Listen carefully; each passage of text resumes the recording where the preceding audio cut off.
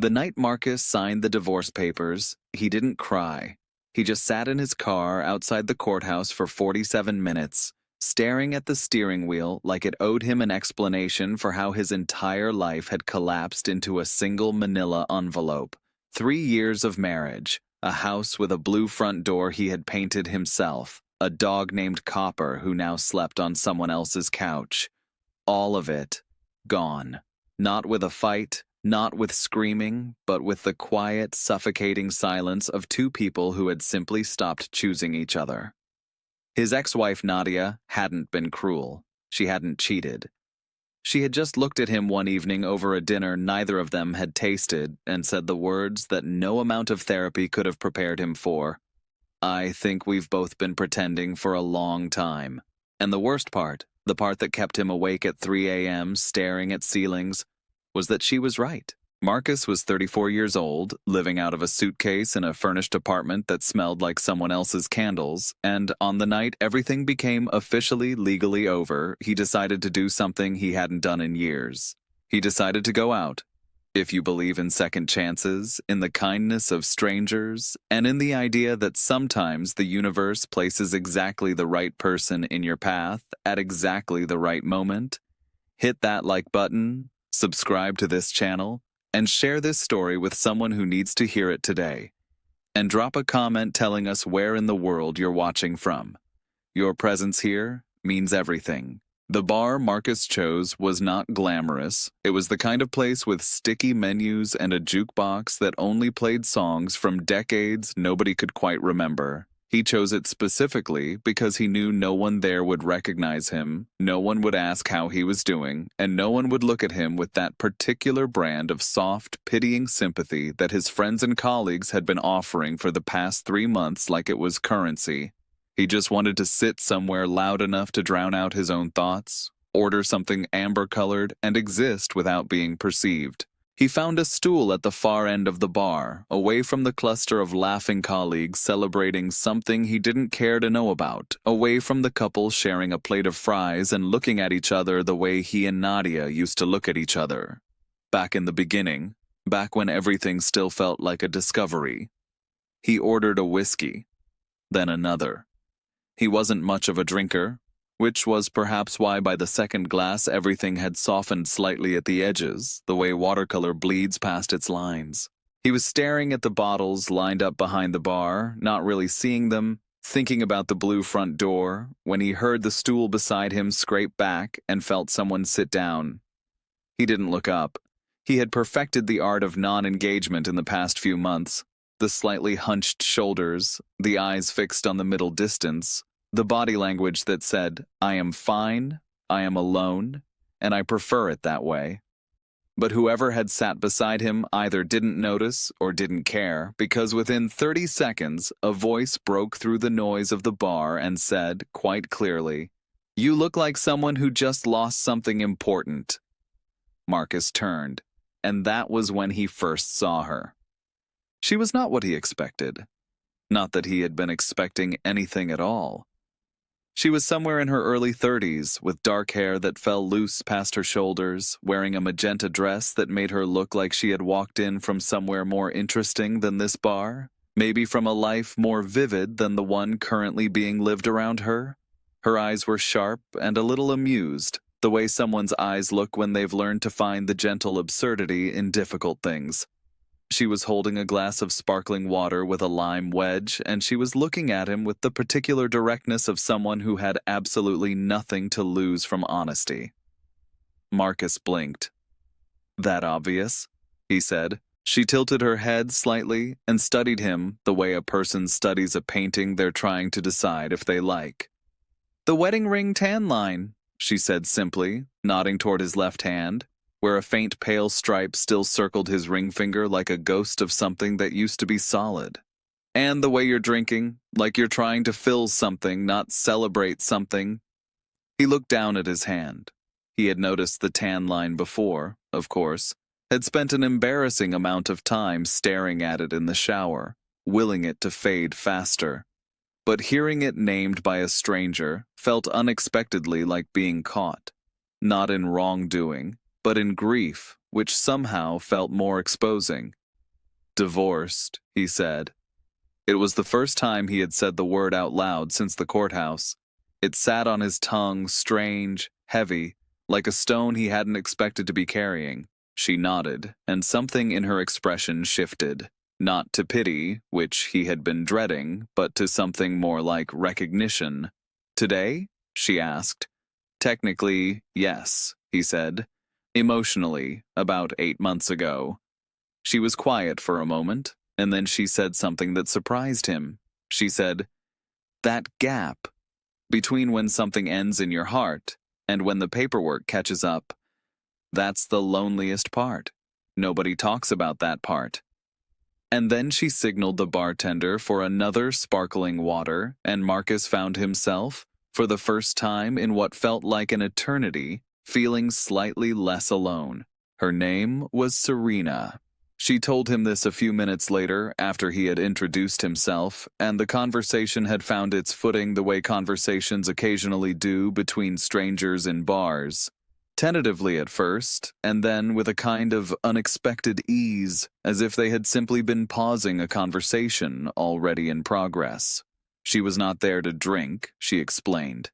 She was there because she had been walking home from a late dinner with a friend, and had passed the bar and heard a song through the open door that she loved, something old and slow, and had walked in on impulse, which she did sometimes, she said, because she believed that impulses, the honest ones, usually led somewhere worth going. Marcus asked what she did, and she told him she was an architect, which explained, he thought, something about the way she looked at things, with the patient, structural attention of someone who understood that everything visible was the result of invisible decisions made long before. She asked what he did, and he told her he was a civil engineer, and she laughed, a real laugh, not polite but genuine, and said that she had always thought engineers and architects were natural enemies, which was funny because they were fundamentally trying to build the same things and couldn't agree on how. And Marcus laughed too, and it felt strange and fragile in his chest, like using a muscle that had been still for too long. They talked for over an hour. He told her about Nadia. Not bitterly, not with the rehearsed detachment he had been using with his friends, but honestly, the way you can sometimes be honest with a stranger precisely because they carry no history with you, no context, no investment in the version of you that used to exist. He told her about the blue front door, about painting it on a Saturday in October 3 years ago, about how he had been so proud of it, about how it was a small thing, but somehow felt like a symbol of everything he had wanted to build. He told her about Copper the dog, and his voice went quieter when he said the dog's name. And Serena noticed and didn't comment, just waited. And that waiting felt like a kindness. She, in turn, told him things. Not everything. She was careful with herself in a way he recognized, the carefulness of someone who had also been hurt and had learned to be deliberate about what she offered and to whom. But she told him enough. She told him that she had been in a long engagement that had ended 2 years ago, not because of anything dramatic, but because she had finally admitted to herself and to him that she had been saying yes out of fear of saying no, which was, she said, one of the most honest and most difficult things she had ever done, and also one of the loneliest. She told him about the 6 months after, when she had thrown herself into her work so completely that her firm had promoted her, and her friends had worried about her simultaneously. She told him about the slow, unglamorous, deeply ungraceful process of learning to be alone without being lonely, which was, she said, a distinction that had taken her a long time to understand. Marcus listened to her the way he hadn't listened to anyone in months, not waiting for his turn to speak, not filtering her words through the lens of his own situation, but actually, genuinely absorbing what she was saying. And somewhere in the middle of her talking, he realized something that startled him slightly. He was interested. Not in the way he had been trying not to be interested in anyone since the divorce. Not that kind of interested, or not only that kind, but interested in her as a person, in the way her mind worked, in the specific texture of how she saw the world. The bar had thinned out considerably by the time they noticed the hour. The cluster of celebrating colleagues had moved on, and the couple with the shared fries had left, and the jukebox had cycled through to something slower and quieter. Marcus looked at his phone and saw that it was nearly midnight and he had a work meeting at 8 in the morning and had drunk more than he'd intended and felt, paradoxically, more clear-headed than he had in weeks. He was gathering himself to leave, reaching for his jacket, doing the small physical choreography of departure, when Serena said it. She leaned forward slightly, just slightly, and she said it quietly, not flirtatiously, but with a kind of earnest, careful intention. "Don't go home alone." He stopped. He looked at her, and she said, quickly reading his expression, "I mean, I live 3 blocks from here and I make very good tea, which I know sounds like a strange thing to say at midnight, but you've been sitting here for 2 hours trying very hard not to think about going back to a furnished apartment that doesn't feel like yours yet. And I think that if you go there right now, alone, tonight of all nights, it's going to be harder than it needs to be. So," she paused. "Tea." Marcus looked at this woman, this stranger who had read him more accurately in 2 hours than some people who had known him for years, and he felt something move in his chest that he didn't have a name for immediately, something that was partly gratitude and partly wonder and partly the particular vulnerability of being genuinely seen. He said yes. They walked the 3 blocks through a night that had turned cool and clear, the kind of March night where the air has an edge to it, but the sky is enormous and the city feels slightly more honest than it does in daylight. They talked the whole way about architecture and engineering and the strange relationship between the two, about dogs and whether the grief of missing a pet that was still alive was different from other kinds of grief. They decided it was more complicated somehow because you couldn't mourn it cleanly, about the weird phenomenon of feeling most like yourself at odd hours in unfamiliar situations. Serena's apartment was the kind of space that told you exactly who lived there. Warm-toned and precise, full of natural materials and good light even at midnight, with architectural drawings pinned to one wall in a way that was both decorative and clearly functional. There were plants everywhere, the kind that looked genuinely loved, not performatively placed. There were books stacked in a way that suggested they were actually read, not displayed. It was a place someone had made intentionally, thoughtfully, and Marcus stood in the doorway for a moment before stepping inside, feeling the contrast of it against his own impersonal rented space with the bare walls and the furniture chosen by someone who had never lived there. She made the tea. It was, in fact, very good, some kind of cardamom and ginger blend that tasted warm all the way down, and they sat on opposite ends of her couch and kept talking, and at some point Marcus took his jacket off and leaned back and felt his shoulders drop from somewhere around his ears to somewhere more like where shoulders were supposed to be, and he realized that for the first time in what felt like months, he was genuinely, actually relaxed. They talked about what came next. Not in a planning sense, not in the overwhelming sense of reconstructing a whole life, but in a smaller, more immediate sense. What Marcus was looking forward to, what he was afraid of. Serena talked about what the first year after her broken engagement had looked like, the unexpected textures of it. The days that were surprisingly fine, even good, and the random Tuesdays that hit out of nowhere with a grief so sharp it was almost physical. She didn't soften it or package it neatly. She told him what it was actually like, and it was both sobering and strangely relieving, because it meant the difficulty he was facing had been faced before, by people who had come through it. At some point around 2 in the morning, in the middle of a sentence, Marcus realized he was genuinely happy.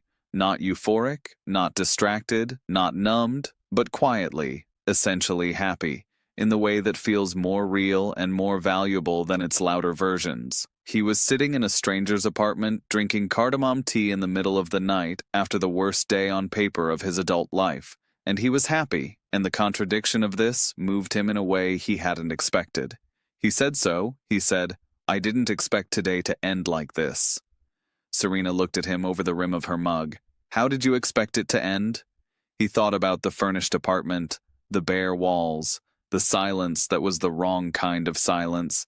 "Badly," he said honestly. She nodded. The best days sometimes disguise themselves as the worst ones, she said. Or at least, they sometimes arrive through them. Marcus left at 2:30. He did not stay. She had not suggested it, and he had not expected it. And the evening was not that kind of evening, which was part of what made it exactly right. She walked him to the door, and at the threshold, this time his own kind of threshold, the kind you cross when something in your life is beginning to quietly change, she wrote her number in the margin of a takeout menu that was sitting on her entryway table, tore it off, and handed it to him with an expression that was warm and careful and open. "For tea," she said, "or for talking, or for whatever." He held the piece of paper and looked at her, and he thought about blue front doors and paint-covered Saturdays and the extraordinary, disorienting way that life could close one door so completely, and then, not always, not for everyone, but sometimes, if you were lucky, if you were brave enough to say yes to the right strangers, leave another one just slightly ajar. "Thank you," he said, and he meant it in a way that was larger than the two words could contain. She smiled. "Go home, Marcus," she said. "It's going to be okay." He walked back to his furnished apartment, and the night had gone fuller and darker, and his footsteps sounded different on the pavement, still solitary, but not in the way they had sounded 3 hours ago.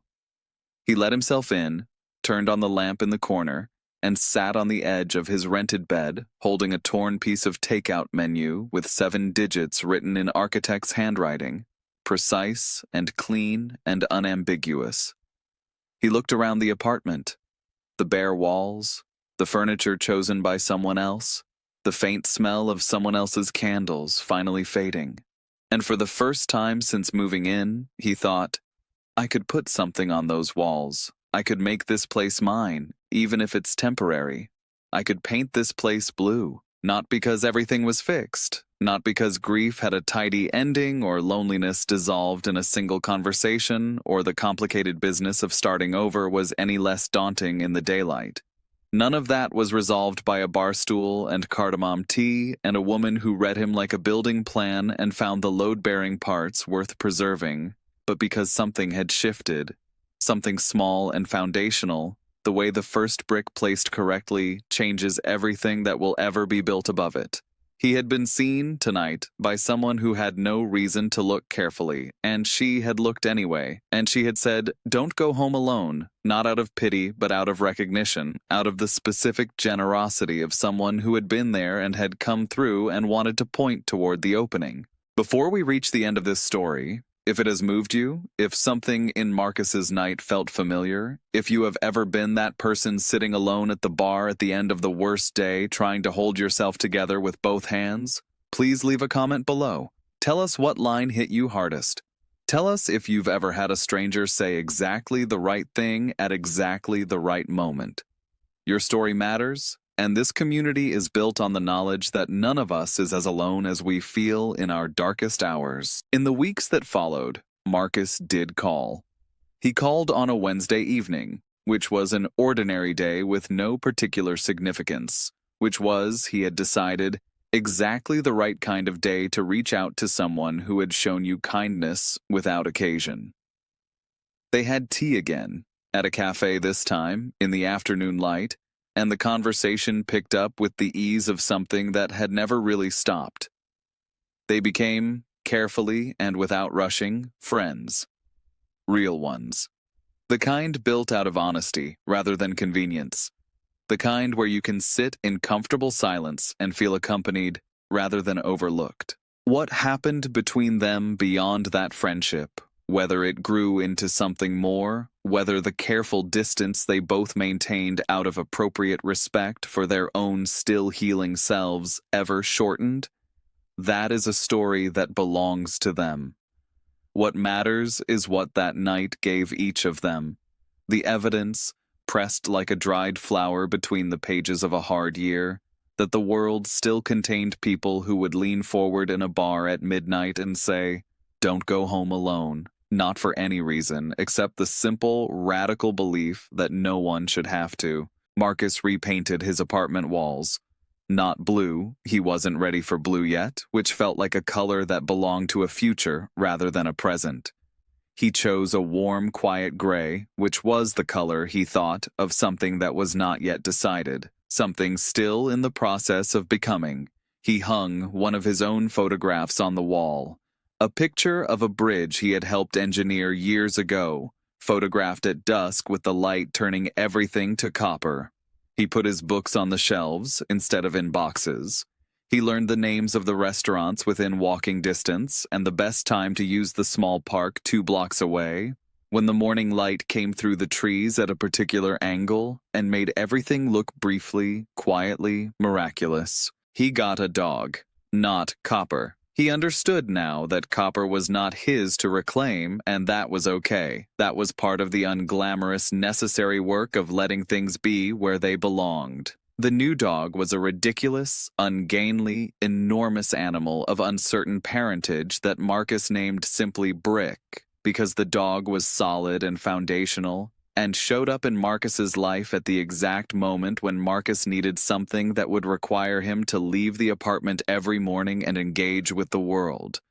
Brick was, without question, the worst behaved and most beloved creature Marcus had ever shared space with. And slowly, not in a straight line, not without setbacks, not in the clean narrative arc that we tell each other in the hope that difficulty has a shape we can hold, Marcus rebuilt. Not the life he had before, which would not have been possible and, he came to understand, would not have been right. Something different, something that was genuinely, specifically his. He thought about Serena often, with gratitude and with warmth, and every time he passed a bar with music coming through the open door, he thought about impulses, the honest ones, and where they could lead if you let them.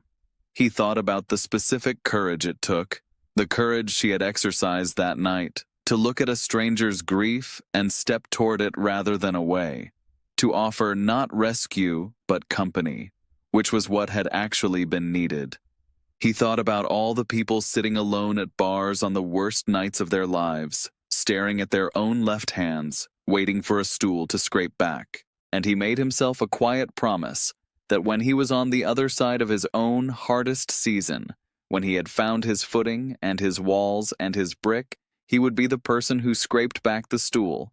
He would be the person who said the right thing without being asked.